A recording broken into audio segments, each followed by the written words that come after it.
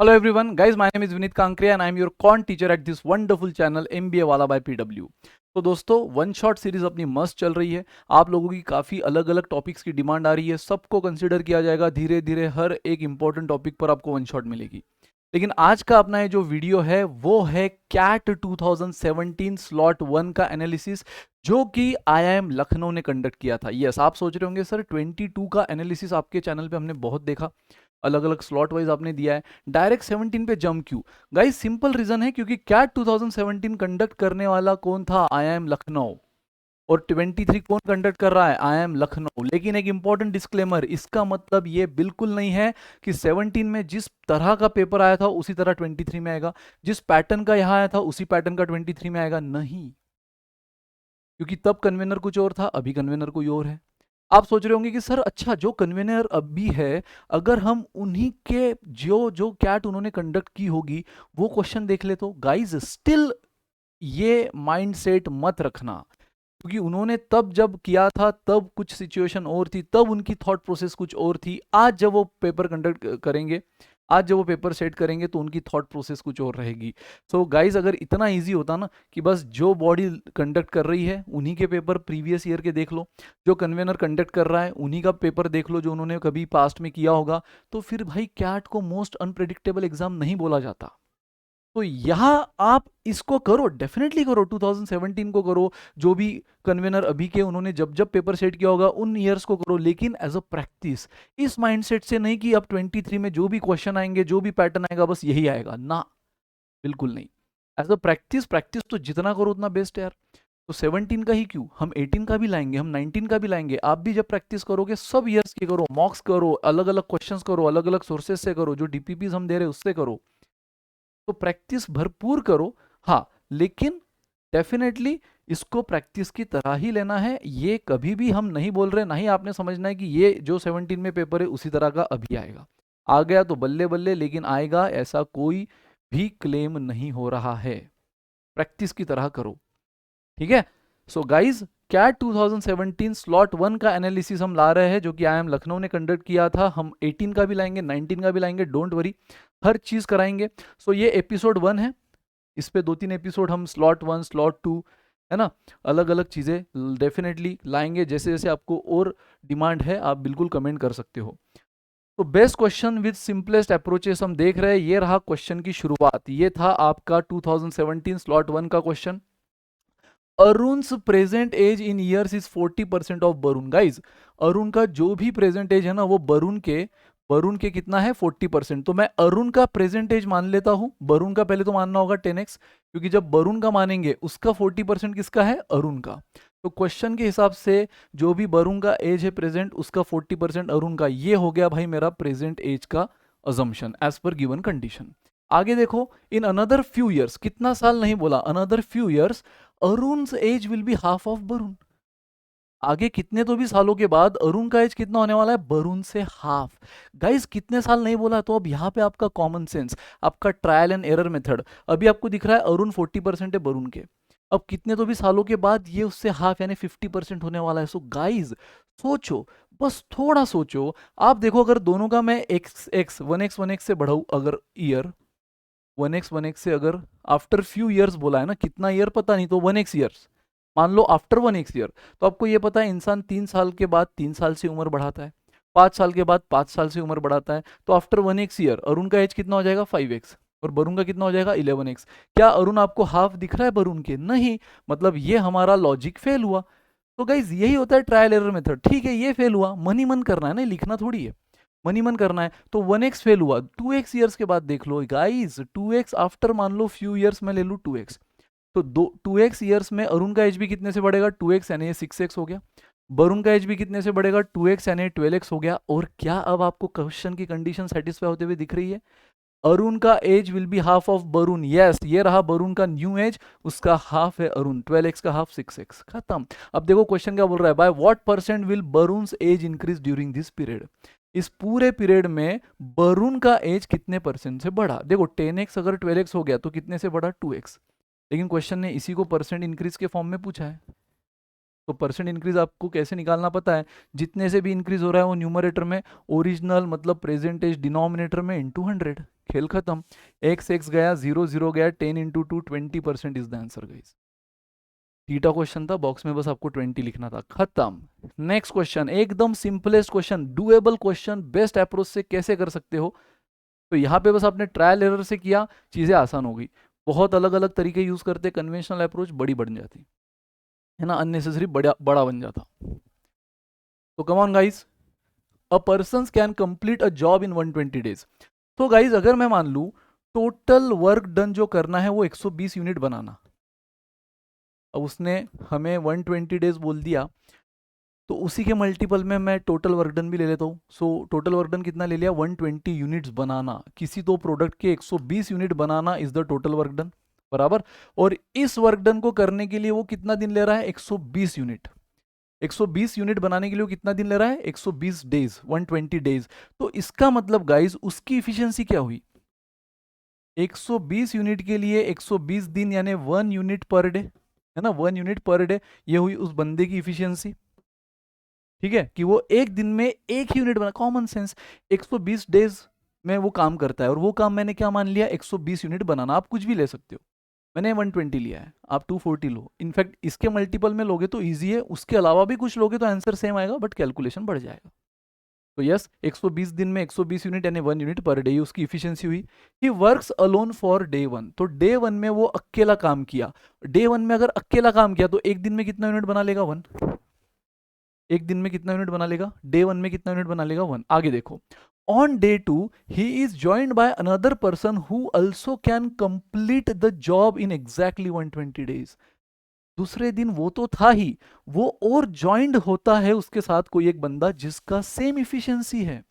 He is joined by another person, यानी second day, first day पे वो अकेला था, एक यूनिट बना। सेकंड डे वो तो है, दूसरा पर्सन ज्वाइन हुआ जिसकी इफिशियंसी सेम है, क्योंकि वो भी जॉब कंप्लीट करने में 120 दिन लेता है फर्स्ट की तरह। इसका मतलब वो भी एक दिन में एक यूनिट बनाएगा, यानी यही इफिशियंसी रहेगी गाइस। लेकिन अब एक बंदा नहीं, दो बंदे, तो दूसरे दिन कितना काम बन जाएगा, 2 यूनिट। ये फर्स्ट डे का, ये सेकंड डे का। And guys on day 3 they are joined by another person of equal efficiency. दोनों लोग अभी भी है, फर्स्ट डे एक था, दूसरे दिन सेम इफिशियंसी के दो लोग, तीसरे दिन और एक उनको ज्वाइन हो रहा है सेम इफिशियंसी का, तो तीनों कितना कितना यूनिट बना लेंगे, 1 1 1, यानी थर्ड डे बन जाएंगे 3 यूनिट। तो क्वेश्चन आपको बोल रहा है like this every day a new person with the same efficiency join the work. तो चौथे दिन चौथा person with same efficiency join हुआ, पांचवें दिन पांचवा person with same efficiency join हुआ, ये सिलसिला चलता रहा। तो how many days are required to complete the job, कितने दिन लगेंगे ये जॉब कंप्लीट करने। अरे भाई बस अब ये एडिशन देखो कितने दिनों के बाद 120 हो रही है, 1 + 2 + 3 + 4 + 5, ये करते करते आप देख लो कितने दिनों के बाद आपको ये 120 एडिशन मिल रही है, फिनिश, बस इतना सा था। अब यहाँ पे आप एपी का भी फॉर्मूला ले सकते हो, है ना। एपी में आपको पता है ये अरिथमेटिक प्रोग्रेशन फॉर्म हो रही है, ये तो कॉमन डिफरेंस ऑफ 1। तो एपी का फॉर्मूला क्या है, समेशन का n/2 in bracket 2a + n-1 into D, है ना। समेशन आपको चाहिए 120, n हमें निकालना है, 2 इंटू फर्स्ट टर्म है आपकी 1, सो 2 into 1 1, n-1 into common difference भी कितना है हर टर्म कॉन्जिक्यूटिव टर्म में 1, बस इसको सॉल्व करना, n मिल जाएगा। या फिर सम ऑफ नेचुरल नंबर का भी आपके पास फॉर्मूला है, n इंटू n+1/2, sum of N natural number, वो एन नेचुरल नंबर क्योंकि नेचुरल नंबर ही है ना, 1 2 3, देखो नेचुरल नंबर की सीक्वेंस है, तो उनका सम आपको 120 लाना है। तो बताओ कहाँ तक हमें ऐड करना होगा। तो आप ये भी कर सकते हो, लेकिन मैं सजेस्ट करूंगा क्यों थक रहे हो। अगेन आपको एक चीज पता चाहिए गाइस कि पता है यहाँ पे 1 to 10 का समेशन हमेशा क्या होता है, अप टू 1 to 10 55 समेशन होता है ना। 11 to 20 155 समेशन होता है, ये फिक्स है। 21 to 30 255 समेशन होता है, 31 to 40 355, मतलब अब 100 से समेशन बढ़ते रहेगा। तो गाइज आपको तो सिर्फ समेशन कहाँ तक लाना है, 120 तक।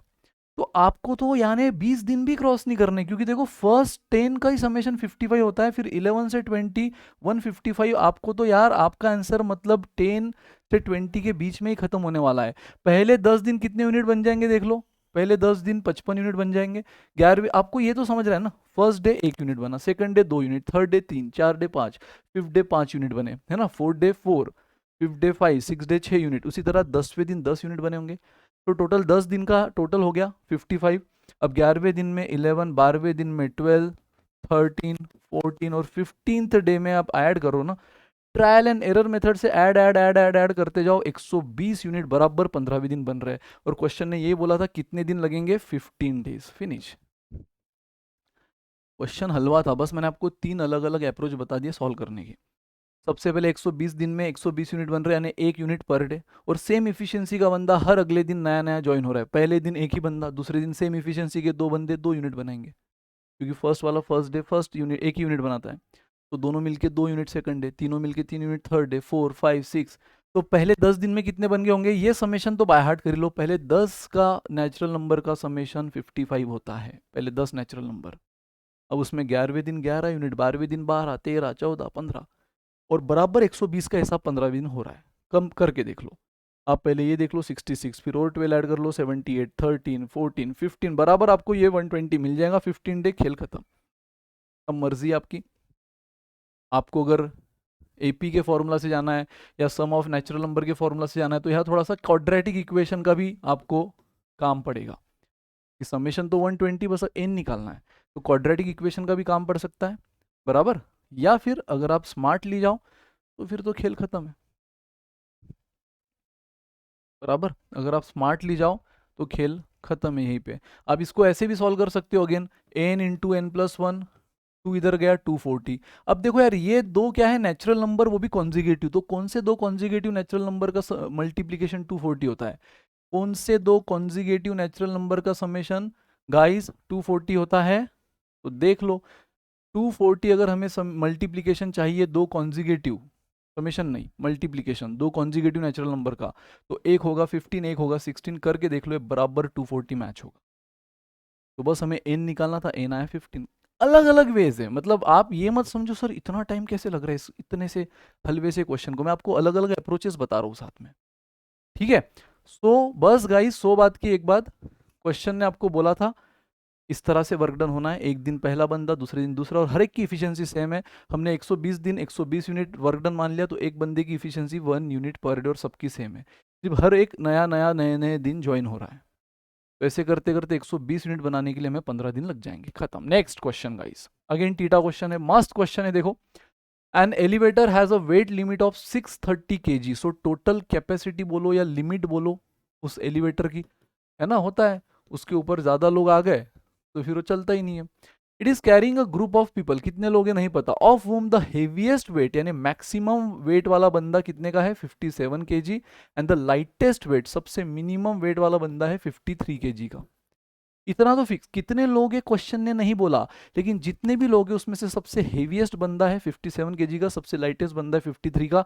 ये दोनों बंदे तो फिक्स है ही, मतलब 110 kg तो इन्होंने ही पकड़ लिया।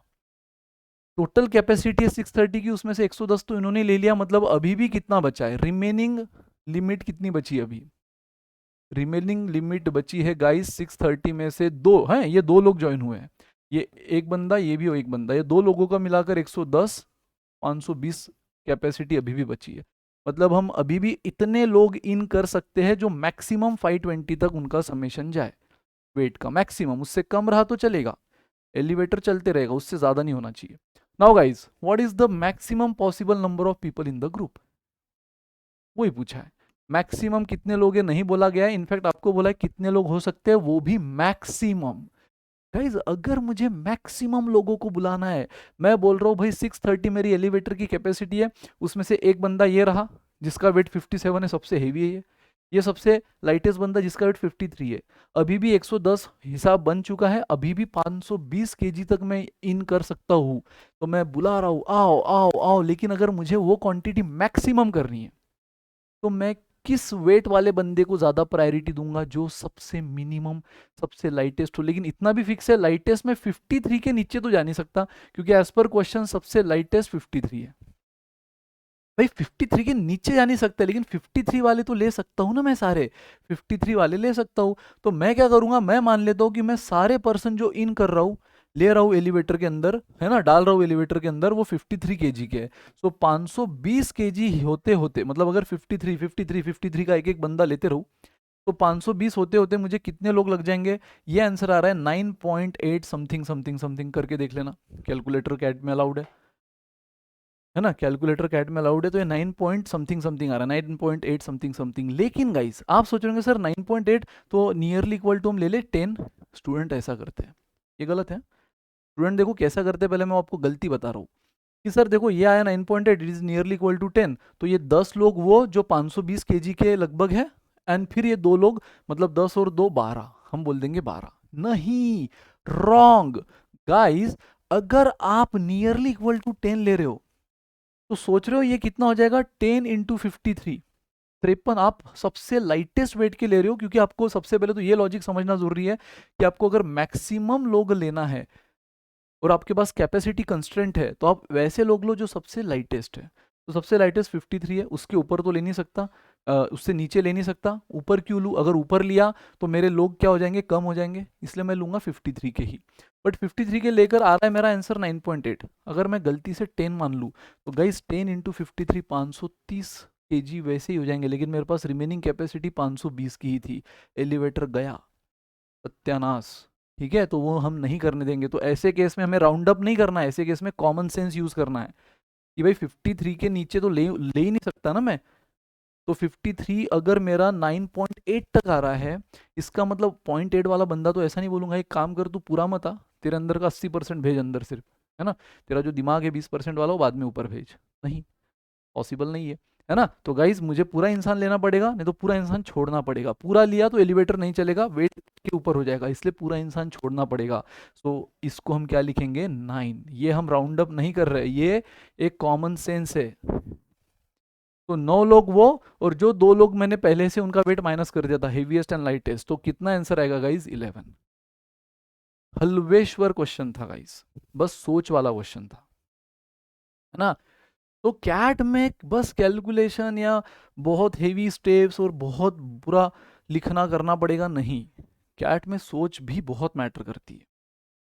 तो टीटा क्वेश्चन, टोटल कैपेसिटी, सबसे लाइट हेवीएस्ट वाले का वेट दे दिया, सबसे लाइटेस्ट वाले का वेट दे दिया, इनको माइनस कर दो तो 520 अभी भी कैपेसिटी बची, और मैक्सिमम लोग को बुलाना है तो सबसे लाइटेस्ट वाले को ही लेते जाओ अंदर। लेकिन वो लेकर 9.8 हुआ। 9.8 को भी मैं कैसे लूंगा, ऐसा जिससे मेरा एलिवेटर चले। अगर मैं 10 ले लूंगा तो एलिवेटर तो गड़बड़ खत्म, रिमेनिंग कैपेसिटी से भी ऊपर हो जाएगा, है ना, एलिवेटर की कैपेसिटी के भी बियॉन्ड हो जाएगा। तो मेरे को इसके राउंड अप ना करते हुए 9.8, एक तो पूरा पर्सन लेना होगा जो पॉसिबल नहीं है, छोड़ना होगा, छोड़ दिया, है ना, तो 9 ही लेना पड़ेगा। सो 9 प्लस ये 2, 11। Come on guys, next question. A man leaves home, बहुत हलवा क्वेश्चन है यार। एक देखो ये, a man leaves home and walk at a speed of, first condition दी है एक आदमी जिसकी स्पीड 12 किलोमीटर पर आवर है, ठीक है, reaching the railway station 10 minute after train had departed. जब ट्रेन का स्केड्यूल्ड टाइम था उससे वो डेफिनेटली 10 मिनट बाद पहुंचा, यानी कि लेट पहुंचा, क्योंकि ट्रेन ऑलरेडी डिपार्ट कर चुकी थी। तो क्लियर बोल रहा है, जब वो 12 की स्पीड से जा रहा है, the man reaching eight railway station 10 minute after the train had departed. तो मैं मान लू ट्रेन का डिपार्चर टाइम जो है, ट्रेन का नॉर्मल डिपार्चर टाइम है x मिनट्स। अब पहले मैं मिनट्स में ले रहा हूं क्योंकि हर चीजें यहाँ पे मिनट में है। तो नॉर्मल डिपार्चर टाइम है x मिनट, लेकिन वो कब आया, 10 मिनट आफ्टर द डिपार्चर, यानी उसको कितना टाइम लगा होगा guys, x plus 10 minute. x minute जो कि लगना ही चाहिए था, प्लस 10 मिनट एक्स्ट्रा लग गया उसको, क्योंकि उसकी स्पीड 12 की थी, यानी कि शायद हो सकती है जो रिक्वायर्ड नॉर्मल स्पीड है उससे वो स्लो चल रहा था। Second condition, now if instead he travelled walk at a speed of 12, यार ऐसे क्वेश्चन पता है हमने अपने फाउंडेशन बैच में तक कवर किए, फाउंडेशन बैच में। तो जिन्होंने फाउंडेशन बैच भी नहीं देखा, देख लो गाइस, वो भी कई हद तक आपको कैट में हेल्प करेगा। He would have reach the station 10 minute before the train departure. अब देखो जैसे उसने 12 की स्पीड 15 कर दी, वो 10 मिनट पहले बिफोर द डिपार्चर पहुंच गया, यानी जो स्केड्यूल टाइम था उसके 10 मिनट पहले पहुंचा। पहली केस में स्लो चल रहा था, इसलिए स्केड्यूल टाइम जितना लगना चाहिए था उससे 10 मिनट ज़्यादा लगा, इसलिए प्लस किया। सेकंड, इसमें स्पीड बढ़ा दी तो जितना लगना चाहिए उसके भी 10 मिनट पहले पहुंच गया, यानी 10 मिनट उसको कम लगे नॉर्मल टाइम के। तो गाइस, और आपको पता है दोनों केस में वो कहा जा रहा था घर से station, home to railway station, यानी दोनों केस में डिस्टेंस क्या है, फिक्स है।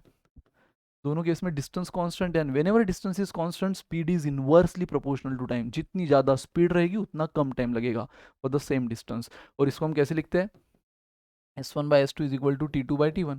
इनवर्सली प्रोपोर्शनल है ना, speed and time whenever distance is constant. तो S1 12, S2 15, T2 x minus 10, T1 x plus 10। खत्म, सॉल्व कर लो यार। ये हो गया 4 और ये हो गया 5।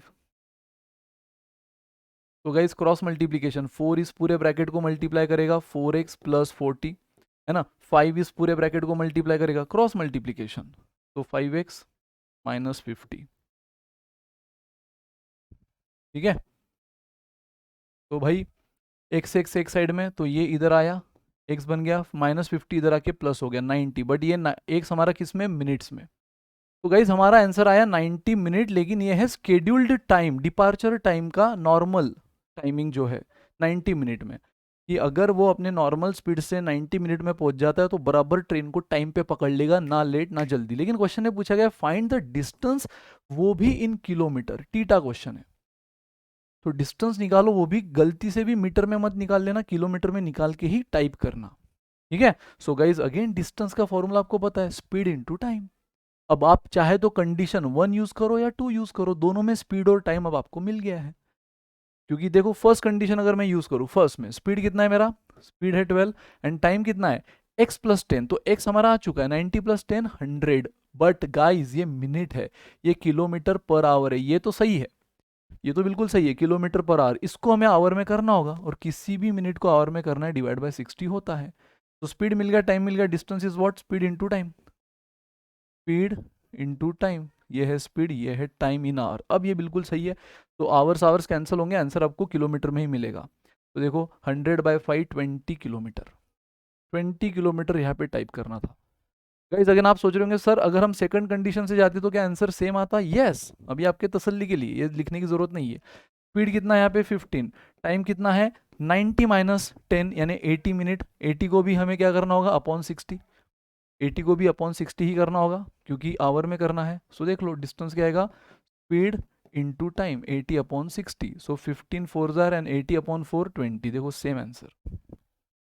चमका तो वो करने की जरूरत नहीं क्योंकि हमें देखा ही ना, हमने इसी बेसिस पे तो सॉल्व किया, डिस्टेंस कांस्टेंट है। तो आप इसके जाओ या इससे जाओ, दोनों में डिस्टेंस कांस्टेंट है, तो भी तो ये फॉर्मूला हमने यूज किया था, इसलिए आंसर दोनों में सेम ही आएगा। सो खत्म गाइज, दो अलग अलग केस है, दोनों का स्पीड है, दोनों का टाइम है इनडायरेक्ट वे में, जितना लगना चाहिए था उससे 10 मिनट ज्यादा और यहाँ पे 10 मिनट कम। दोनों में distance same, speed is inversely proportional to time. Solve किया, एक्स मिला, आंसर रखा, खेल खत्म। नेक्स्ट क्वेश्चन देखो guys, Ravi invest 50% of his monthly saving in fix deposit. तो गाइज अगर मैं उसकी मान लू मंथली सेविंग 100, यार ये कैट के क्वेश्चन है 17 के स्लॉट 1 के, ठीक है। तो उसकी मंथली सेविंग अगर मैं मान लू 100, तो उसने 50% उसमें से फिक्स डिपॉजिट में डाल दिया। तो फिक्स डिपॉजिट में कितना डाला, 50, यानी अब उसके पास बचे कितने हैं, 50, है ना। 100 में से 50 तो उसने फिक्स डिपॉजिट में डाल दिया, रिमेनिंग है 50। आगे बोल रहा है 30% ऑफ द रेस्ट, तो रेस्ट उसके पास कितने बचे थे, 100 में से फिक्स डिपॉजिट 50 गया, 50 बचा है। अब इस 50 का कितना बोला है, 30% of the rest of his saving he invested in stocks. तो स्टॉक में कितना डाला गाइस, 30% ऑफ 50 बराबर 30% ऑफ 50 कितना हुआ, 15 बराबर 15 रुपीज। मैंने माना है कि मान लो उसकी मंथली सेविंग है 100 रुपया, उसमें से 50% यानी 50 रुपया फिक्स डिपॉजिट, बचा 50 रुपया। जितना बचा है उसका 30%, तो 50 का 30% कितना हुआ, 15 रुपया। ये डाल दिया उसने स्टॉक्स में। गाइस आगे देखो, आगे तो देखो, ठीक है। आगे क्या बोल रहा है वो, रवि सेविंग नाउ, है ना, rest goes to Ravi's saving. अच्छा यहाँ पे कहाँ पे होता है, इन्वेस्टेड इन स्टॉक एंड, हाँ यहाँ से पढ़ो, स्टॉक तक हुआ एंड द रेस्ट, रेस्ट कितना गाइस, अब 50 में से भी 15 गया, 50 में से 15 यहाँ गया, बचा कितना 35। तो ये 35 कहा जा रहा है रवि सेविंग बैंक अकाउंट। तो सेविंग बैंक अकाउंट, है ना, सेविंग बैंक अकाउंट में कितना जा रहा है, 35। देखो बराबर 100 रुपये का हिसाब मैच हुआ। 50 rupees in fix deposit, 15 rupees in stock and remaining 35 rupees in bank saving account. तो गाइज आगे क्वेश्चन देखो क्या बोल रहा है, if the total amount deposited by him, आगे क्या हिंट देखो, total amount deposited by him in bank, bank में भी दोनों चीजें हैं, सेविंग एंड फिक्स डिपॉजिट, मतलब ये भी बैंक ही में गया ना, फिक्स डिपॉजिट भी बैंक में होता है एंड सेविंग भी बैंक में होता है। ये स्टॉक बस बैंक में नहीं है, शेयर मार्केट है ना, ये अलग चल रहा है। तो उसने ब्रैकेट में मेंशन भी कर दिया, उसका टोटल अमाउंट जो उसने बैंक में डाला है including saving and fix deposit is 59,500। Guys हमारे हिसाब से उसने बैंक में कितना डाला, एज पर माई अजम्पशन उसने बैंक में कितना डाला, 50 + 35 कितना डाला, 85। लेकिन एज पर क्वेश्चन वही कितना है, 59500। तो क्वेश्चन बोल रहा है then Ravi's total monthly saving, so total monthly saving तो 100 है, 100 इज हाउ मच, खत्म, फिनिश। तो x is equal to what, cross multiply कर लो, 59500 को फिर से 100 मल्टीप्लाई करेगा और 85 जो x को मल्टीप्लाई करेगा इधर आके डिवाइड हो गया। तो गाइज ये 85 का 7 टाइम्स होता है 595, ये जो 595 है 85 का 7 टाइम्स, और 1 2 3 4 0 लाइन से आंसर कितना आया, 70,000। 70,000 था, अगेन टीटा क्वेश्चन था, यहाँ पे बस 70,000 लिख के खत्म करना था। Next question guys, come on. If a seller gives a discount of 15% on the retail price, retail price मतलब ही क्या, मार्क प्राइस।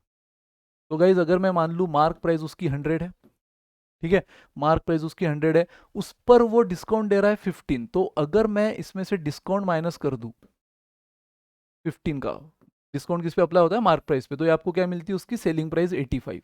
तो एज पर माय अजम्पशन उसकी सेलिंग प्राइस कितनी, 85।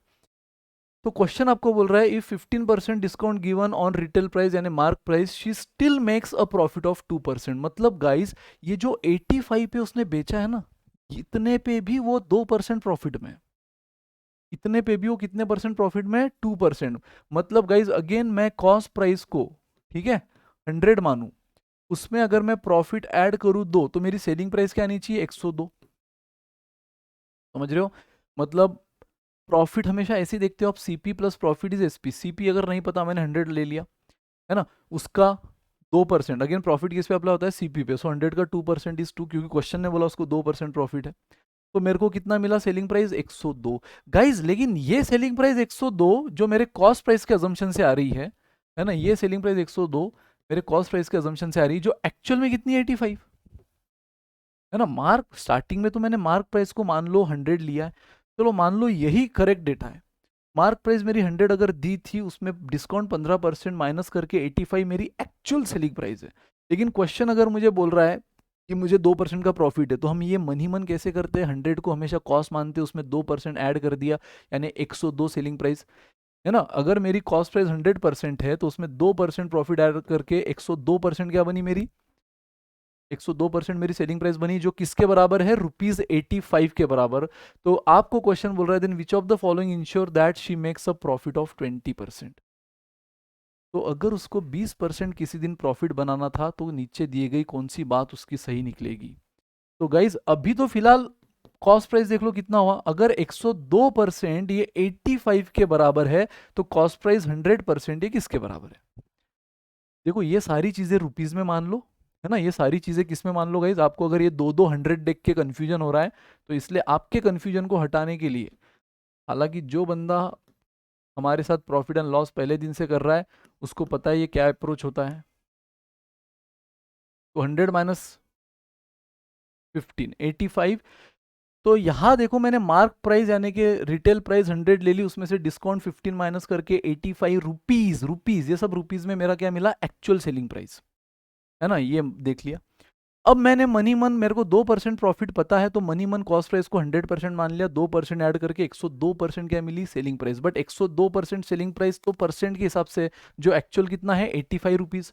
तो 100% कॉस्ट प्राइस एक्चुअल कितना इन टर्म्स ऑफ रुपीज, तो देखो परसेंट परसेंट का क्रॉस मल्टीप्लाई ले लिया, x is equal to 85 into 100 है ना, ये मल्टीप्लीकेशन अपॉन 102, जो 102 परसेंट तो गया, जो 102 x को मल्टीप्लाई करेगा, इधर डिवाइड कर लिया। नाउ 17 6 जार 17 5 जार 500 अपॉन 6 कितना हुआ ये, 83.3333, 83.3333 मिला ये मेरा क्या, cost price, actual cost price. 100% बोला ना मैंने, तो 100% क्या है मेरा कॉस्ट प्राइस, तो this is my cost price guys. अब क्वेश्चन बोल रहा है कि मुझे अगर प्रॉफिट बनाना है 20% का, तो नीचे दी गई कौन सी बात ट्रू हो रही है। गाइज अगर मेरा कॉस्ट प्राइस 83.33 है तो और मुझे प्रॉफिट, अब देख लो, अब फिर से आपको एक्चुअल कॉस्ट प्राइस मिल गई 83.33 और मुझे प्रॉफिट पता है 20%। तो अगर मुझे सेलिंग प्राइस निकालना है, सेलिंग प्राइस 20% प्रॉफिट के लिए selling price, so selling price for 20% profit देखो क्या हो जाएगा, selling price for 20% profit. Again आपको पता है जो भी प्रॉफिट लॉस होता है वो किस पे अप्लाई होता है, सीपी पर। तो सीपी मेरी कितनी आई है 83.33 और अगर मुझे 20% का प्रॉफिट चाहिए तो अगेन 100 में 20% ऐड करो 120%। 120% मतलब ही क्या होता है 1.2, है ना, क्योंकि 120/100 1.2। तो गाइस देख लो इन दोनों को अगर मैं मल्टीप्लाई करूं तो ये मल्टीप्लीकेशन कितनी आ रही मेरी, एग्जैक्ट 100, 83.333333 है ना, रिकरिंग है ये, इंटू 1.2 आपको एग्जैक्ट 100 मिल रहा है। एंड गाइज एग्जैक्ट 100 तो क्या था आपका मार्क प्राइस, एग्जैक्ट 100 तो आपका मार्क प्राइस था ना। इसका मतलब अगर आपको 2% प्रॉफिट चाहिए पहली केस तो आप 15% का डिस्काउंट दे सकते हो 2% प्रॉफिट के लिए। लेकिन अगर आपको 20% प्रॉफिट चाहिए तो आपको आपकी सेलिंग प्राइस कितनी रखनी होगी 20% प्रॉफिट के लिए, 100, और वही आपकी क्या है मार्क प्राइस, रिटेल प्राइस। और देखो नीचे दी गई कौन सी बात सही हो रही है, sell at the retail price, option D. ये बोल रहा है अगर 20% प्रॉफिट चाहिए तो 5% डिस्काउंट पे दो, गलत। 2% डिस्काउंट पे दो, गलत। इंक्रीज द रिटेल प्राइस, गलत। ठीक है, जो रिटेल प्राइस है एज इट इज रखो लेकिन सेलिंग प्राइस भी वही रखो। This is the answer. चमका गाइस, कोई भी डाउट किसी को, बहुत इजी हलवा क्वेश्चन था, प्रॉफिट एंड लॉस का बेसिक कंसेप्ट था। मैं फिर से एक बार एक्सप्लेन कर दे रहा हूँ, मैंने मन ही मन पहले तो मार्क प्राइस की पूरी दुनिया रुपीज में मान ली।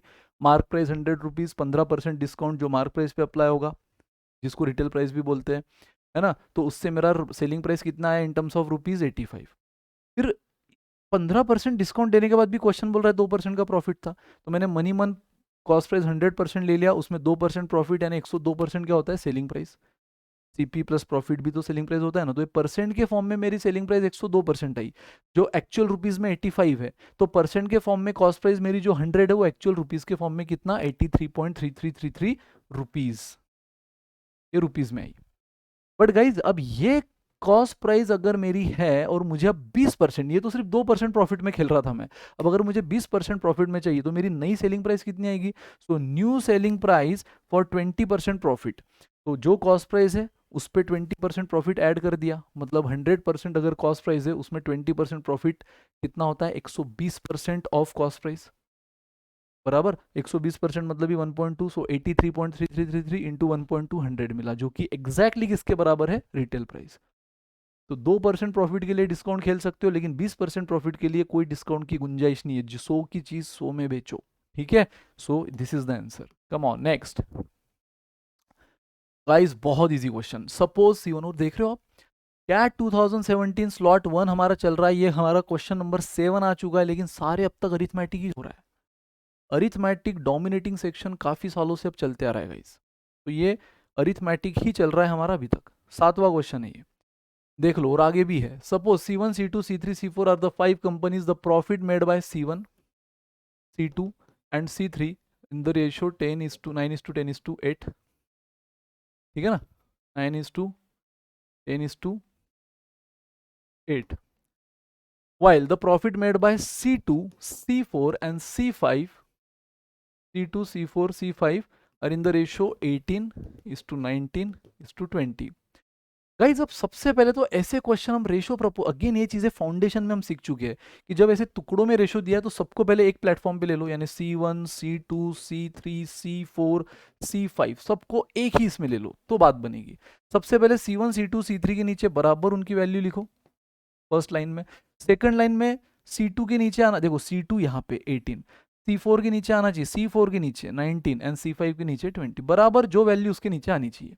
ये फर्स्ट रेशो की लाइन, ये सेकंड रेशो की लाइन। नाउ गाइस अब आपको पता है जो कॉमन होता है दोनों में, कॉमन कौन है, एकमात्र ऐसा यूनिट जो दोनों में कॉमन है वो है C2 की वैल्यू। बस वही वैल्यू अपने बचे हुए जगह में कॉपी पेस्ट कर देना है। जैसे कि फर्स्ट लाइन में ये 3 जगह तो ऑक्यूपाइड है, बची ये 2 जगह, यहाँ पे कौन सी वैल्यू आएगी, सेम C2 की यही वैल्यू आएगी 10 10। चमका। अब नीचे भी 2 जगह बची है, एक यहाँ और यहाँ, यहाँ कौन सी आएगी, सेम C2 की ये वाली वैल्यू। ऊपर C2 10 था तो फिल इन द ब्लैंक्स में 10 10 किया, नीचे C2 18 है, फिल इन द ब्लैंक्स में 18 18। ये होता है रेशो को सेम प्लेटफॉर्म में लाने का सिंपल सा ट्रिक। अरे चमका क्या, ये होता है रेशो को कॉमन सेम प्लेटफॉर्म पे लाने का सिंपल सा ट्रिक।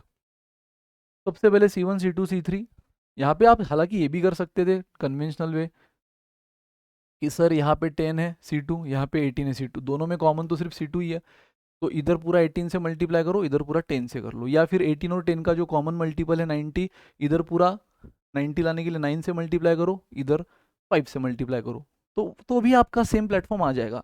लेकिन ये बेस्ट है, C1 C2 C3 के नीचे उसकी वैल्यू, C2 C4 C5 के नीचे उसकी वैल्यू, फिर आपको क्या देखना होता है, दोनों में कॉमन कौन है, कॉमन है C2, तो बस ऊपर जिधर भी जगह खाली है उधर वो रिस्पेक्टिव C2 की वैल्यू कॉपी करो, नीचे भी जिधर जगह खाली है उधर ये रिस्पेक्टिव C2 की वैल्यू कॉपी करो, और क्या कर लो, इन सब में मल्टीप्लीकेशन, सब में। ये कितना हुआ 18 9 जार 162, ये कितना हुआ 180, ये कितना हुआ 18 8 जार 144, ये 190 और ये 200, खत्म गाइस, ये बन गया इन सब का रेशो। चाहे तो इसको फर्दर सिंप्लीफाई कर सकते हो, नहीं भी करा तो टेंशन नहीं। नाउ अब देखो यहां से, if C2 has made a profit of 19 crore more than C1, question ने क्या बोला, C2 नहीं sorry, C5 has made a profit of 19 crore more than C1, मतलब C5 और C1 के प्रॉफिट में 19 करोड़ का डिफरेंस बताया है। हमारे हिसाब से डिफरेंस कितना है 38 का, मेरे हिसाब से C1 कितना प्रॉफिट कर, अब देखो आप ये फिगर भूल जाओ, अब आपको ये फिगर्स देखनी है, ये इन पांचों का कॉमन प्लेटफॉर्म है। ऊपर कुछ चीजें थी, कुछ चीजें मिसिंग थी, यहाँ पर भी कुछ चीजें थी, ये येलो जो है ये तो मिसिंग थी ना, इनको कॉमन प्लेटफॉर्म में लाने के लिए हमने ट्रिक यूज की, अब ये आई कॉमन प्लेटफॉर्म गाइस। तो हमारे हिसाब से C5 का प्रॉफिट 200 है, C1 का 162 है, जो कितने का डिफरेंस रखता है 38 का। सो मेरे हिसाब से जो 38 है वो क्वेश्चन के हिसाब से कितना है 19 करोड़। तो बोल रहा है then find the total profit of all companies together. तो गाइज आपको पहले तो इन सारे कंपनीज के प्रॉफिट को ऐड कर देना होगा, जो कि 876 आता है ना, 162 प्लस 180 प्लस 144 190 200। तो मेरे हिसाब से टोटल प्रॉफिट 876 आ रहा है। जैसे मेरे हिसाब से C5 ये C1 से कितना ज्यादा है 38, जो एक्चुअल 19 करोड़ है, ये इतना तो वो कितना है ना।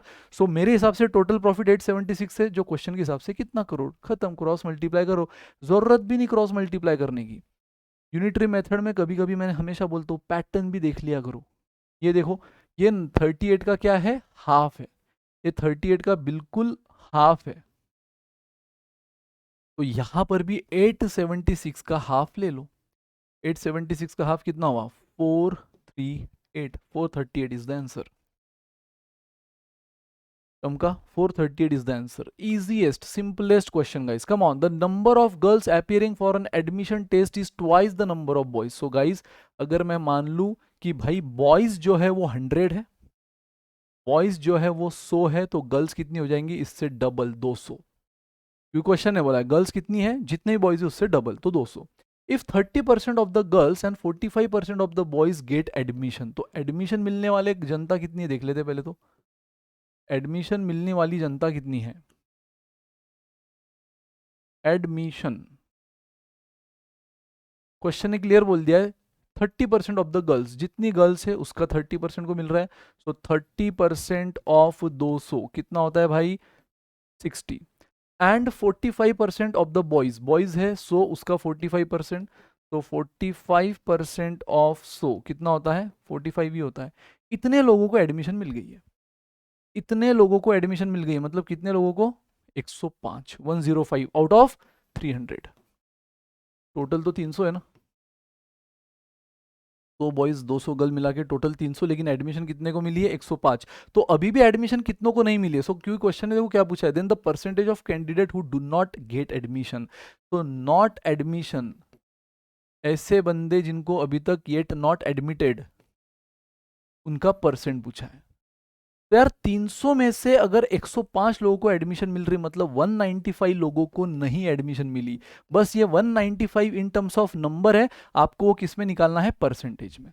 तो 195 अगेन डिनोमिनेटर में क्या आएगा, आउट ऑफ टोटल 300 इंटू 100, 0 0 कटा 65% इज द आंसर। अरे चमका क्या रही, plot 1 cat 17 conducted by IIM Lucknow, but take just as a practice। Boys girls, question ने बोला बॉयज से गर्ल्स डबल है, हो गया। फिर एडमिशन कितने को मिल रही है, गर्ल्स में से जितनी भी उसका 30% यानी 60। ये करने की भी जरूरत नहीं, 200 का 30% ओरली पता है 60, 100 का 45% 45 ही होता है, यानी 105 लोगों को एडमिशन मिल रही 300 में से, मतलब कितनों को नहीं मिल रही 195, वही परसेंट में पूछा है। 195 upon total 300 into 100, 65%। Come on. तो ये था क्वेश्चन नंबर 8। अब 9 देखो, 9th क्वेश्चन आ गया, लेकिन अभी भी अरिथमेटिक। हाँ, कैट 2017 अगर देखो, आप सोच रहे होंगे सर अच्छा कॉन्ट के 22 क्वेश्चन में से 10वां तो 9वां तो अभी भी अरिथमेटिक ही चल रहा है। नहीं, एक चीज क्लियर कर दूं, अगर आप कैट 2017 की बात कर रहे हो तो वहां कॉन्ट सेक्शन 34 क्वेश्चंस का था, 34 क्वेश्चंस का है। हाँ, अभी जो पैटर्न फिलहाल चल रहा है 22 क्वेश्चन का, होपफुली यहाँ पर भी वही होगा 23 में भी, क्योंकि ज़्यादा चेंज होगा नहीं पैटर्न में लगभग, तो होपफुली वही होना चाहिए। लेकिन अगर ये 17 की बात करो तो वहाँ कॉन्ट 34 क्वेश्चंस का था, इसलिए तो मैं एपिसोड वाइज लाया हूँ ना, एक ही एपिसोड में सब होना पॉसिबल नहीं है। तो आज कुछ करेंगे, आने वाले एपिसोड में कुछ करेंगे। आज मेजरली अरिथमेटिक देख रहे हैं, आने वाले एपिसोड में अलजेब्रा और ज्योमेट्री रिलेटेड क्वेश्चन ज़्यादा देखेंगे। स्लॉट 1 का हुआ, स्लॉट 2 भी देखेंगे, है ना। साथ में वन शॉट भी चलती रहेगी गाइज, और जो जो चीज़ें चाहिए ना आप कमेंट कर दिया करो, हम देख लेते हैं जैसे भी टाइम मिला, और जो भी बेस्ट रिक्वायरमेंट है उस पर हम कंसिडरेशन देना स्टार्ट कर देते हैं। तो guys, a stall sells popcorn and chips in the packet. So ये पॉपकॉर्न और ये chips in the packet of 3 sizes, large, super and jumbo. Large, super, jumbo, ठीक है, लार्ज, सुपर एंड जंबो। तो देखो पॉपकॉर्न भी वो सेल करता है इन 3 पैकेट के फॉर्म में, large packet, super packet, jumbo packet, और चिप्स भी, है ना, large, super and jumbo. Now the number of large, super and jumbo packet in the stock are in the ratio 7, 17 and 16 for the popcorn. So popcorn के लिए large, super और jumbo में जितने भी पैकेट स्टॉक में है उसका ratio दे दिया है ये, एंड 6:15:14 फॉर चिप्स, और चिप्स का जो स्टॉक है इन तीनों पैकेट्स का उसका रेशियो दे दिया ये। अब देखो सबसे बेस्ट चीज, क्वेश्चन की सबसे शानदार hint, if the total number of popcorn packet in the stock is same as the total chips packet. भाई टोटल पॉपकॉर्न पैकेट और टोटल चिप्स पैकेट सेम है भाई मेरे हिसाब से। अब ये तो क्वेश्चन है, एक्चुअल डेटा नहीं दिया है, रेशियो के फॉर्म में दिया है, तो मेरे हिसाब से ये टोटल कितना आ रहा है 40, मेरे हिसाब से टोटल कितना आ रहा है 35। उसने लार्ज, सुपर, जंबो ऐसा सच कुछ नहीं बोला है, वो बोल रहा है total popcorn in the stock और total chips in the stock वो सेम है as per question. Total number, total बोला है, किसी एक पैकेट के बारे में नहीं बोला है। टोटल पॉपकॉर्न यानी कि ये तीनों मिलाकर, एंड टोटल चिप्स यानी तीनों मिलाकर ये सेम है। बट यार मेरे रेशो के हिसाब से सेम नहीं है, तो मुझे सबसे पहले तो क्या करना है, ये टोटल सेम करनी होगी, तब तक ये वैल्यूज मैं कंसिडर नहीं कर सकता, क्योंकि मेन क्वेश्चन की कंडीशन है जब तक इसी को सेटिस्फाई नहीं करूँ तो फिर क्या सेटिस्फाई किया। तो गाइज 40 और 35 इनका कॉमन मल्टीपल कौन है, 280। 40 और कॉमन मल्टीपल निकालना यानी एलसीएम निकालना भी हम सीख चुके हैं, है ना, फाउंडेशन के वीडियोस भी अपने आप देख सकते हो। 40 और 35 का कॉमन मल्टीपल है 280, तो अगर मुझे यहाँ 280 लाना है तो पूरे रेशो को 7 से मल्टीप्लाई करना होगा, पूरे रेशो को, और अगर मुझे यहाँ 280 लाना है तो पूरे रेशो को 8 से मल्टीप्लाई करना होगा, इससे 8 से, तब जाके 280 आएगा। लेकिन आपको जो भी करना होता है पूरे रेशो के साथ करना है। तो अगर यहाँ टोटल 40 है, यहाँ 35 है, 40 35 का कॉमन मल्टीपल है 280, तो इधर 280 लाने के लिए इस पूरे रेशो को 7 से मल्टीप्लाई करो, और यहाँ 280 लाने के लिए पूरे रेशो को 8 से। सो देख लो गाइस आपके सामने, यहाँ मैं इस पूरे रेशो को किससे मल्टीप्लाई कर रहा हूँ, 280 लाने के लिए 7 से। तो 7 इंटू 7 49, 17 7 जार 119 एंड 17 6 जार 112। चेक कर लो बराबर 280 हुआ कि नहीं, चेक कर लेना, 100% हो जाएगा। और इस पूरे रेशो को गाइस, अब इस पूरे रेशो को किससे मल्टीप्लाई करना है, 8 से। जैसे मैं इसको 8 से मल्टीप्लाई करूँ, ये हो गया 48, ये हो गया 120, ये हो गया 112।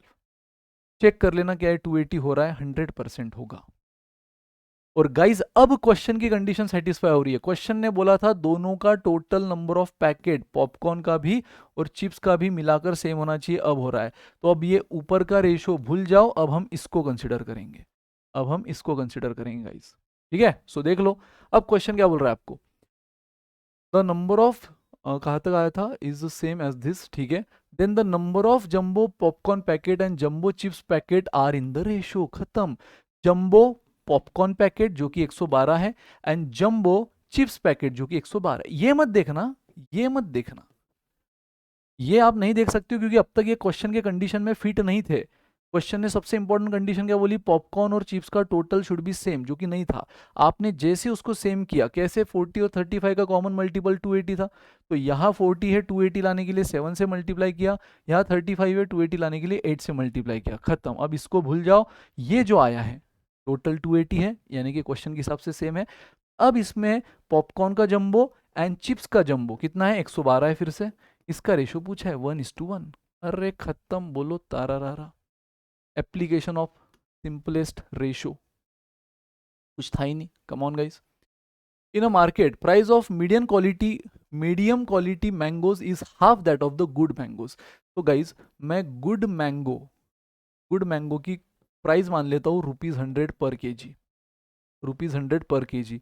तो अब मीडियम क्वालिटी की आप ही बता दो, एकदम जो गुड क्वालिटी वो 100 रुपए की, तो मीडियम क्वालिटी की क्वेश्चन ने बोला है कि the price of medium quality mango is half of good mango. तो अगर गुड मैंगो 100 रुपए के, तो मीडियम क्वालिटी के कितने होंगे, 50 रुपया पर केजी।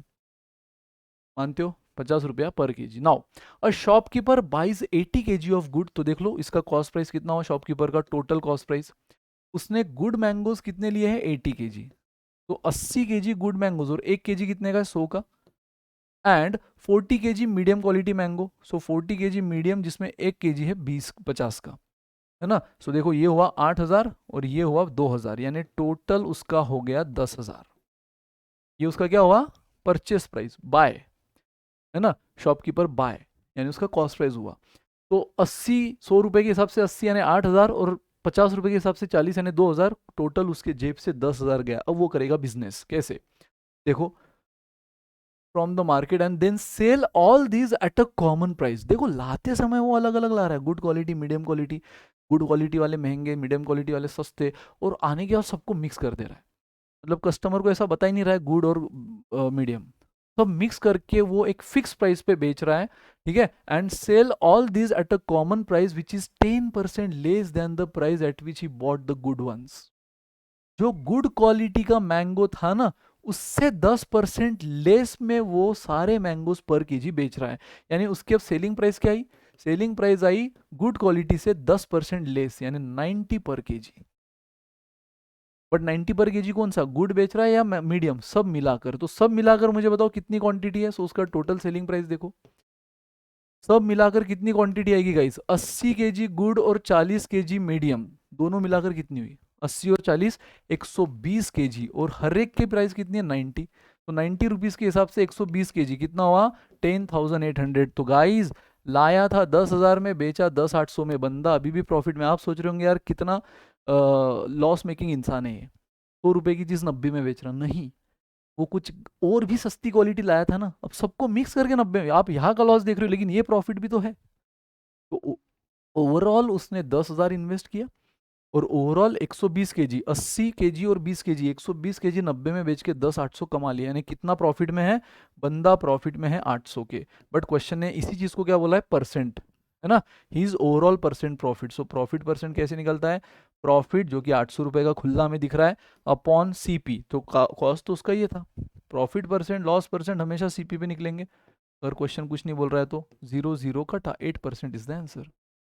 4 4 0 शहीद, 8% इज द आंसर। अरे चमका कह रहे, ठीक है गाइस, आ जाओ next question. If Fatima sells 60 identical toys at a 40% discount on the printed price. Again printed price मतलब ही क्या होता है, मार्क प्राइस। तो मार्क प्राइस अगर मैं 100 लूँ, उसमें उसने अगर 40 डिस्काउंट दिया है, तो सेलिंग प्राइस क्या हो गई, 60, है ना। ये मैं पर आर्टिकल ले रहा हूँ, 60 पर आर्टिकल। मार्क प्राइस 100 भी मैंने क्या ली थी पर आर्टिकल, तो पर आर्टिकल में 40% का डिस्काउंट, यानी 40 रुपये का डिस्काउंट दे रहा हूँ, तो 60 रुपीज़ पर आर्टिकल मेरी सेलिंग प्राइस हुई। भले ही 100 की चीज़ है, बट कस्टमर आया, मैं बोल रहा हूँ भाई 40% डिस्काउंट चल रहा है, 60 रुपये में तेरे को एक आर्टिकल दूंगा। नाउ इतना करने पर भी शी मेक्स अ 20% प्रॉफिट, मतलब गाइज अगेन देखो सेम थोड़ी देर पहले ऐसा क्वेश्चन हमने किया था, याद है, जहां पे हमने मार्क प्राइस रुपीज में मान ली थी। तो देखो ये भी मैं रुपीज में मान रहा हूँ, 100 रुपए की मार्क प्राइस, 40 रुपए का डिस्काउंट, तो 60 रुपए की मेरी सेलिंग प्राइस है। अब क्वेश्चन ने प्रॉफिट परसेंट 20% दिया है, तो कॉस्ट प्राइस अगर मैं हमेशा 100% लेता हूँ, उसमें हमेशा प्रॉफिट परसेंट ऐड होता है, तो सेलिंग प्राइस हमें कितनी मिली, 120%। बट 120% तो मेरे हिसाब से जो रुपीज में कितना है, 60। तो 120% अगर 60 है तो 100 इज हाउ मच, ये मुझे क्या मिलेगा, cost price. 100% is how much, percent.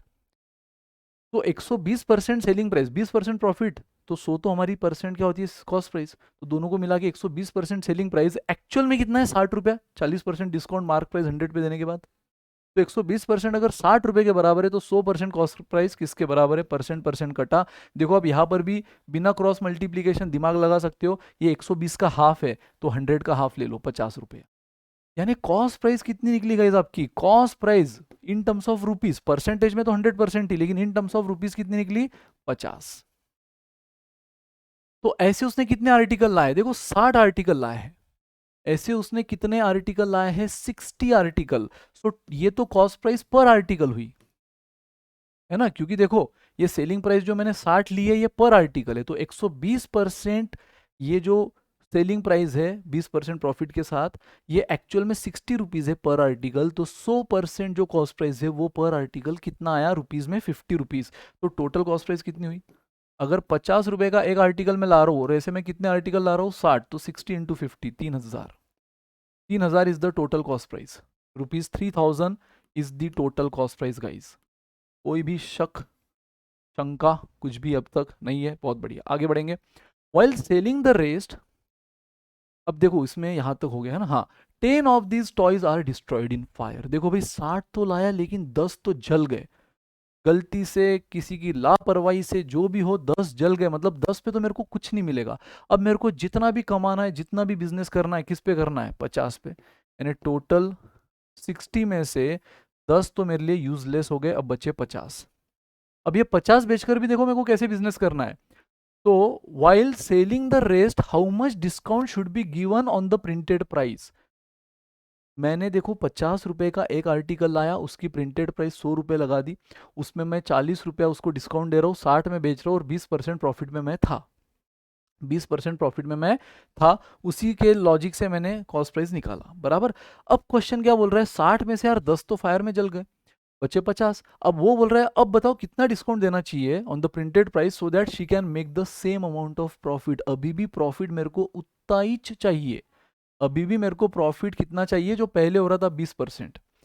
तो गाइज इसका मतलब मुझे टोटल सेल कितना करना पड़ेगा, 3000 मेरा टोटल कॉस्ट है, 3000 टोटल कॉस्ट है, उस पर मेरे को और 20% प्रॉफिट चाहिए। तो again 100% plus 20, 100% total cost money मन, उसमें 20% प्रॉफिट मिला लो, 120% सेल, 120% मतलब ही 1.2। तो टोटल सेल मुझे कितना चाहिए, पूरा कॉस्ट का 120%, है ना। तब जाके मैं बोलूंगा ना कि कॉस्ट तो मेरी हमेशा मनी मन 100% होती है, उसका 120% अगर मैंने सेल कर लिया, मतलब 20% प्रॉफिट हुआ, क्योंकि क्वेश्चन ने बोला है no compromise in the profit, same amount of profit. तो गाइस देख लो ये कितना होगा, ये हो गया 3600। तो अगर मुझे इतना सेल करना है, अब ये सेल क्या मैं 60 यूनिट से करने वाला हूँ, नहीं, ये सेल मैं बस 50 यूनिट से करने वाला हूँ। तो अब मुझे बताओ सेलिंग प्राइस पर यूनिट कितना होना चाहिए। अब ये सेलिंग प्राइस पर यूनिट भूल जाओ, क्योंकि ये तो तब थी जब मेरे पास सारे आर्टिकल सही सलामत थे, लेकिन अब 10 आर्टिकल खराब हो गए। अब मुझे जो भी 3600 का बिजनेस करना है, 50 पे करना है, सो 3600 ये टोटल सेल 50 यूनिट पे। तो एक यूनिट का कितना सेलिंग प्राइस आएगा गाइस, 72 रुपीज। तो मुझे बताओ आखिर में मैं 100 रुपए की चीज कितने में बेचने के लिए रेडी हो गया, 100 रुपए की चीज मैं कितने में बेचने के लिए रेडी हो गया, 72 में। तो 100 की चीज 72 में बेच रहा हूँ, मार्क प्राइस 100, बेच रहा हूँ सेलिंग प्राइस 72 पे। तो मेरा डिस्काउंट कितना हुआ, 28%, है ना।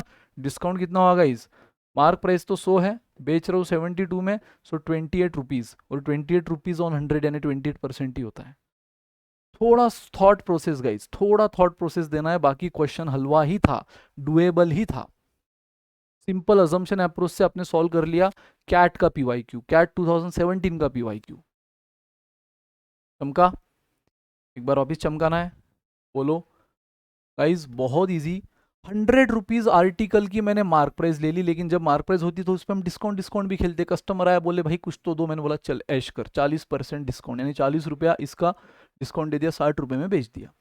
ये बेचकर मैं खुश था क्योंकि ये 60 रुपये में बेचकर भी मैं 20% प्रॉफिट में था।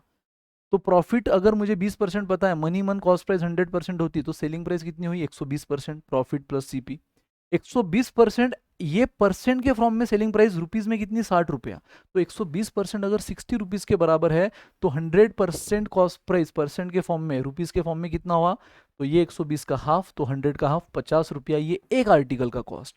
मैंने लाए थे 60, तो टोटल मेरा कॉस्ट हुआ 3000। बट गाइस 60 में से 10 लाते लाते फायर में जल गए, यूजलेस हो गए, अब बचे 50। और अब क्वेश्चन बोल रहा है कि इन 50 आर्टिकल को बेचते समय मैं कितना डिस्काउंट दूं कि मेरा अभी भी जो टोटल प्रॉफिट है 20% ही रहे, यानी मेरा कॉस्ट 3000 लगा है, उस पर 20% प्रॉफिट मैं कमाऊं। तो इस पे 20% प्रॉफिट कमाना है, यानी इसका 1.2 टाइम्स 120%, यानी 1.2 टाइम्स सेल करना है। तो 3000 से मेरे को कितना रेवेन्यू आना चाहिए, 3600 का है। तब जाके मैं बोलूंगा ना 3000 पे 600 रुपया एक्स्ट्रा, यानी 20% प्रॉफिट। 600 रुपया 3000 का कितना होता है 20%। तो 3600 का जो मेरे को रेवेन्यू जनरेट करना है वो कितने यूनिट से 50, तो एक यूनिट कितने का बेचना होगा 3600 कमाना है 50 यूनिट बेच के, यानी एक यूनिट 72 का। बट मार्क प्राइस मेरी कितनी है, क्योंकि अब डिस्काउंट पूछा है ना क्वेश्चन ने, तो डिस्काउंट हमेशा मार्क प्राइस से रिलेट करती है। मार्क प्राइस मेरी 100 है, बेच रहा हूँ 72 में, तो मेरा डिस्काउंट कितना हुआ 28% का, ये मेरे को देना होगा। चमका क्या गाइस, सिंपलेस्ट इजिएस्ट क्वेश्चन। चलो गाइस, फ्रॉम अ ट्रायंगल, अब यार ये ज्योमेट्री के क्वेश्चन स्टार्ट हो गए हैं, तो ये क्वेश्चन आज हम करेंगे, यानी आज 12 क्वेश्चन हमने निपटा है एपिसोड 1 में। कैट 2017 में ऑलमोस्ट आपको बहुत अच्छी से कराऊंगा, स्लॉट 1 स्लॉट 2 2010 में भी कंडक्ट किया था IIM लखनऊ ने, आप चाहे तो वो भी आप अगर डिमांड करो तो हम लेकर आएंगे, ठीक है, या फिर आप खुद ही ट्राई करके करना चाहो तो बहुत बढ़िया। क्योंकि मैंने कहा है कि नॉट नेसेसरी आप सिर्फ वही पेपर करो जो इस साल के कन्वेनर ने सेट किया है, या इस साल के IIM लखनऊ जो कंडक्ट कर रही है, तो IIM लखनऊ ने कब कब कंडक्ट किया, सिर्फ वो पेपर सेट करो ना।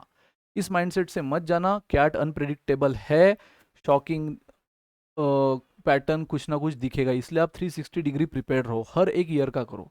17 से भले ही स्टार्ट किया है, आगे आपको सारे ईयर्स की भी मिलेंगे, आप डिमांड करो वो आपको देते जाएंगे, ठीक है।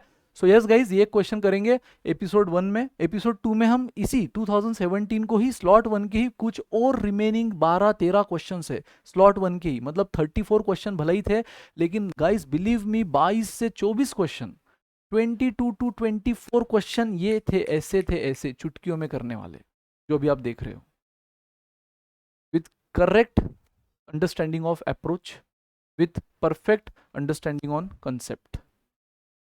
अगर ये दो चीज़ें, कंसेप्ट पे क्लैरिटी है, अप्रोच आपका क्लियर है, प्रैक्टिस उतनी कर चुके हो, तो ये क्वेश्चन सारे डुएबल है, कुछ भी टफ नहीं है, ठीक है। तो यस, लेकर आएंगे हम एपिसोड 2 में भी। तो इससे पहले ये क्वेश्चन कर लेते हैं, ट्राइंगल ABC जिसकी side of the length 40, 25 and 35, तो ये लेंथ मैं 40 ले लेता हूँ, ये लेंथ 25 ले लेता हूँ, ये लेंथ 35 ले लेता हूँ, तो ट्राइंगल की तीनों साइड की लेंथ दे दी है। A triangular portion GBC is cut of, अब GBC बोला है, अब हमें पता है ये A है, ये B है, ये C, अब G कहाँ है, तो आगे उसने बोल दिया where G is centroid. Guys बस अब आपको ये पता चाहिए कि अगर G सेंट्रोइड है, तो सेंट्रोइड की एक प्रॉपर्टी होती है, सेंट्रोइड की एक प्रॉपर्टी होती है, सेंट्रोइड पहले तो किस लाइन के इंटरसेक्शन पॉइंट को बोला जाता है, मीडियन के, मीडियन के इंटरसेक्शन पॉइंट को सेंट्रोइड बोला जाता है, यानी वर्टेक्स से लेकर जो सेंट्रोइड पे आ रही है वो पक्का मीडियन की लाइन है, वर्टेक्स से लेकर जो सेंट्रोइड पे आ रही है वो पक्का मीडियन की लाइन है, यानी वो आगे चल के डेफिनेटली साइड को कहाँ इंटरसेक्ट करने वाली है, मिड पॉइंट, अपोजिट साइड को कहाँ इंटरसेक्ट करने वाली है, मिड पॉइंट, ठीक है। तो सेंट्रोइड आया मतलब 100% ये किसका इंटरसेक्शन हो गया, मीडियन का। तो where G is the centroid. अब आपको क्वेश्चन ने क्या बोला है, a triangular portion GBC is cut off, so GBC ये पोर्शन हमने क्या कर दिया, इस ट्रायंगल से कट कर दिया, ऐसे cut cut cut cut cut cut cut करके फेंक दिया।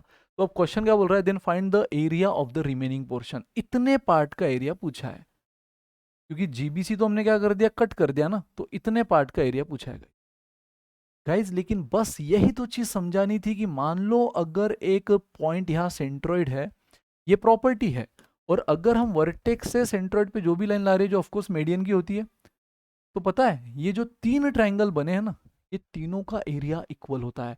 अगर ये एरिया ए है तो ये एरिया भी ए रहेगा, ये एरिया भी ए रहेगा, यानी ये टाइप का ट्रायंगल इस पूरे एरिया को कितने इक्वल पार्ट में कन्वर्ट कर रहा है? 3 इक्वल पार्ट। मतलब गाइज ये जो पार्ट हम कट कर रहे हैं, देखो अगर मैं इस लाइन को, आप देख ही रहे हो ये 2 वर्टेक्स से सेंट्रोइड पे तो लाइन आई गई है, मैं ये तीसरे वर्टेक्स से भी लेकर आता हूँ, ये तीसरे वर्टेक्स से भी लेकर आता हूँ। तो मुझे बताओ गाइज, अब आपको दिख रहा है बिल्कुल उस टाइप की ज्योमेट्री, सेंट्रोइड पे 3 इक्वल ट्रायंगल बन गए, तो जो हम कट कर रहे हैं वो क्या है? 1/3 ऑफ द पोर्शन। पूरे ट्रायंगल का 1/3 पोर्शन हम कट कर रहे हैं, मतलब रखा कितना है? 2/3। तो रिमेनिंग पोर्शन क्या आएगा? पूरे ट्रायंगल के एरिया का 2/3। तो क्या मैं पूरे ट्रायंगल का एरिया निकाल सकता हूं? यस। अगर मेरे पास तीनों साइड दे रखी है गाइस क्वेश्चन ने, ये मेरे लिए साइड ए, ये मेरे लिए साइड बी, ये मेरे लिए साइड सी, तो by using Heron's formula, by using Heron's formula area of triangle क्या होता है? S in bracket S minus A, S minus B, S minus C, where S is what? Semi perimeter. Triangle के तीनों side का addition upon 2, semi perimeter 40, 25, 35, तो तीनों का addition कितना हुआ? तो अपॉन 2, यानी कि ये हो गया 50। तो बस एस मिल गया, ए बी सी मिल गया, इसमें रखो हिरॉन्स फॉर्मूला से आपको एरिया मिल जाएगा। सो 50, नाउ 50 माइनस ए यानी 50 माइनस 40, 10, 50 माइनस बी तो 50 माइनस 25, बी कितना है मेरा? 35, है ना? तो बी है मेरा 35, सो 50, एस तो मेरा सेमी पेरीमीटर 50 है ना, 50 माइनस 35 15, एंड 50 माइनस सी यानी 50 माइनस 25 25। देख लो, सबसे पहले तो ये 25 रूट के बाहर ले लो, यहाँ 5 आ गया, है ना? ये 25 का मैटर क्लोज, इसको हमने रूट के बाहर ले लिया। 50 को मैं अभी भी क्या लिख सकता हूँ? 25 इंटू 2, 50 को लिख दिया। 10 को क्या लिख सकता हूँ? 2 इंटू 5। 15 को क्या लिख सकता हूँ? 5 इंटू 3, है ना? 5 इंटू 3 बराबर, ये 25 तो पहले रूट के बाहर ले लिया। Now 50, 25 into 2, 10, 2 into 5, 15, 5 into 3। Guys अब अगेन देखो, ये 5 एज इट इज, अगेन ये 25 रूट के बाहर आया 5, ये 2 इंटू 2 4, 4 का रूट 2 बराबर, ये 25 रूट पहले से ये 25 का आ गया था। फिर हमने 50, 10 और 15 को इस तरह से लिख दिया, 50 को 25 इंटू 2, 10 को 2 इंटू 5, 15 को 5 इंटू 3, तो ये 25 का रूट फिर से 5, ये 5 एज इट इज है। 25 का रूट 2 इंटू 2 4, 4 का रूट 2, नाउ 5 इंटू 5 फिर से 25, उसका रूट 5, यानी रूट में क्या बचा गाइस? सिर्फ 3। रूट में क्या बचा? ये 25 का रूट हो गया, 2 इंटू 2 का रूट हो गया, 5 इंटू 5 का हो गया, रूट में बचा सिर्फ 3। सो गाइस देख लो ये कितना आंसर हुआ? 5, 250 रूट 3। 250 रूट 3 तो क्या है? ये area of this entire triangle है। क्वेश्चन ने आपको सिर्फ कौन सा ट्राइंगल पूछा है? ये रिमेनिंग पोर्शन, ये, क्योंकि उसने क्लियर बोला है जीबीसी हमने कट ऑफ किया, तो जो कट ऑफ किया वो 1/3 है। पूछा किसका है? रिमेनिंग का, यानी 2/3 ऑफ दिस। तो हमारा जो रिमेनिंग एरिया है, रिमेनिंग एरिया कितना हुआ? 2/3 of 250 root 3। So 250 into 2 500, root 3 500 root 3 as it is, upon 3। तो गाइज ये 3 को क्या मैं रूट 3 इंटू रूट 3 लिख सकता हूं? है ना? 2 इंटू 250 500 रूट 3, और ये 3 को लिख दिया रूट 3 इंटू रूट 3, तो ये रूट 3 ये रूट 3 कटा गाइज, फाइनल आंसर क्या आया? 500 upon root 3। This is the answer, this is the answer. But ये क्वेश्चन इतना हलवा कब था? जब आपको ये प्रॉपर्टी पता है कि अगर सेंट्रॉइड है, तो ये अगर सेंट्रॉइड देखो, सेंट्रॉइड अगर ये है, इस तरह से जो भी 3 ट्रायंगल बनते हैं सबका एरिया सेम होता है। मान लो यहाँ पे मैंने मीडियन सिर्फ कहाँ तक निकाली? सेंट्रॉइड तक, vertex to centroid, vertex to centroid, तो 3 ट्रायंगल बने। अगर मैं वर्टेक्स टू पूरा mid point of the opposite side, mid point of the opposite side निकालू, ये फिर से सेंट्रॉइड होता है। अगर ये तीनों मीडियन है जो वर्टेक्स से मिड पॉइंट पे टच कर रही है, तो इंटरसेक्शन पॉइंट क्या होता है? सेंट्रॉइड। अगेन यहाँ पे कितने ट्रायंगल बने? 1 2 3 4 5 6, पता है 6 की 6 एरिया सेम होते हैं। अगर एक छोटा सा ट्रायंगल का एरिया आप 2 लो, तो हर एक का एरिया 2 2 2 2 2 2 2 होगा। तो इस तरह की ज्योमेट्री बनती है। 3 ट्रायंगल वो भी सेम एरिया के होते हैं। अगर पूरा पूरा मीडियन निकालो तो 6 ट्रायंगल वो भी सेम होते हैं। अगर आप एक ही मीडियन निकालो कोई भी, तो ये 2 ट्रायंगल उनका भी एरिया सेम होता है। ये प्रॉपर्टी होती है मीडियन सेंट्रोइड की। अगर ये पता है तो फिर ये क्वेश्चन इजी था। टोटल एरिया हिरॉन्स फॉर्मूला से निकल गया, उसका बस आपको 1/3 हटाना था, यानी 2/3 लेना था। Finish guys. सो आज के लिए इतना ही, इस एपिसोड 1 के लिए इतना ही गाइस। बहुत सी चीज़ें और भी देखेंगे आप, ठीक है?